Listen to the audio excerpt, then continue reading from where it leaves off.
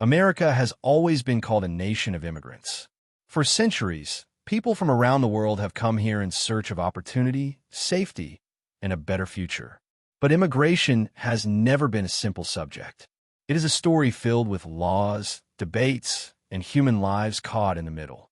In recent years, one debate has stood out: the tension between federal immigration enforcement and what are called sanctuary cities or sanctuary states.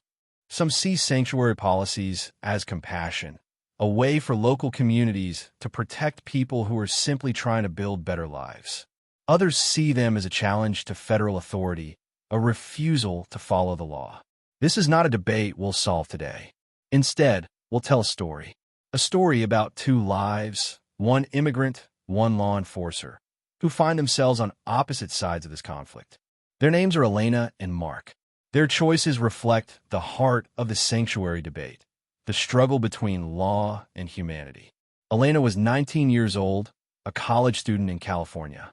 She had grown up in a sanctuary city, where local officials had chosen not to help federal immigration authorities in every situation. For Elena, that policy wasn't abstract. It was the reason her family could live with a sense of safety. Her father, Jose, had come to the U.S. when she was a child. He worked long hours in construction, paid his taxes through an ITIN, and never got into trouble with the law. But his immigration status remained unresolved. Elena often lived with a quiet fear. One wrong step, one random encounter, could tear her family apart. Across the country, in Texas, lived Mark. Mark was 34, an officer with Immigration and Customs Enforcement, better known as ICE. He had joined the agency after serving in the military. For him, enforcing the law was about order, safety, and protecting the integrity of the system. Mark had seen cases where dangerous individuals slipped through cracks because local authorities refused to cooperate with ICE. He believed laws only mattered if they were enforced. To him, sanctuary policies felt like a direct challenge to the rule of law. Elena and Mark lived in different worlds. She carried the weight of fear for her family. He carried the weight of duty to enforce the law. Neither expected their paths to cross.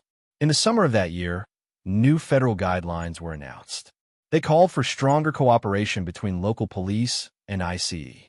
In many parts of the country, that meant when someone without legal status was arrested, local police would notify ICE, even for minor offenses. Elena heard the news during a community meeting. Neighbors whispered their fears. Traffic stops, small mistakes, even routine checks could now lead to deportations. Her father tried to reassure her. "I've worked here for 15 years, he said. "I go to work, I come home. I cause no trouble." But Elena knew policies didn't always see the difference between criminals and hardworking fathers. Meanwhile, in Texas, Mark received his assignment.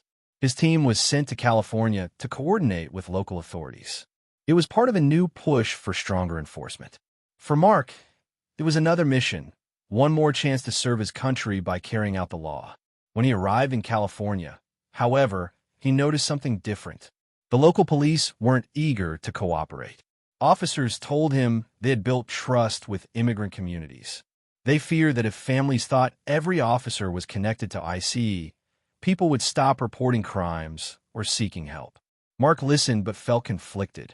His training told him the law was clear, but he could see the human concerns in their eyes. One evening, Jose, Elena's father, was driving home from work. Tired from a long shift, he didn't notice a broken taillight. A local police officer pulled him over. The officer quickly realized Jose had no criminal record. He was respectful, polite, and only guilty of a minor traffic violation.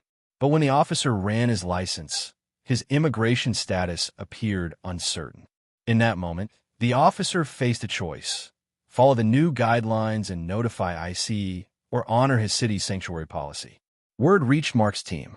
On paper, this was exactly the kind of case ICE was meant to handle: an undocumented immigrant flagged during a police stop.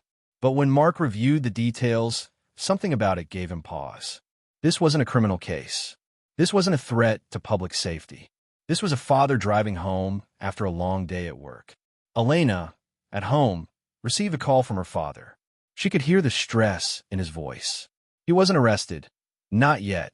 But he feared what might happen next. For her, the fear she had carried all her life suddenly felt real, urgent, immediate. And for Mark, the question grew heavier. What does it mean to enforce the law when the law collides with compassion? Mark arrived at the station. He met the local officer who had stopped Jose. The officer explained his hesitation. We're here to keep the community safe. If families fear us, they won't trust us. And that makes everyone less safe. Mark thought of his own father, who had worked long hours in a factory. He thought of the immigrant soldiers he had served alongside in the military. He thought of the oath he had taken to uphold the law, but also to serve justice. After a long pause, Mark made his decision. He told the officer, handle it locally. This isn't why I wear the badge. Jose received only a warning for the broken taillight. He went home that night, exhausted but grateful. Elena hugged him tightly, knowing how close they had come to losing everything. For Mark, the case became a quiet reminder that law enforcement isn't only about rules. It's also about judgment, discretion, and humanity. The story of Elena, Jose, and Mark is fictional, but the issues they faced are very real. Across the United States, the debate over sanctuary cities and federal enforcement continues. There are no simple answers. For some, sanctuary policies are about compassion and community trust.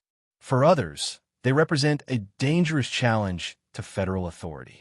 But in the end, beyond laws and policies, these debates always come back to people: fathers, daughters, officers, neighbors. Perhaps the real question isn't just how we enforce the law, but how we balance it with the values of fairness, safety, and humanity. This story doesn't tell us what the answer should be. It only asks us to look closer, to listen more carefully, and to remember that behind every policy, there are lives that feel its weight. Thank you for listening.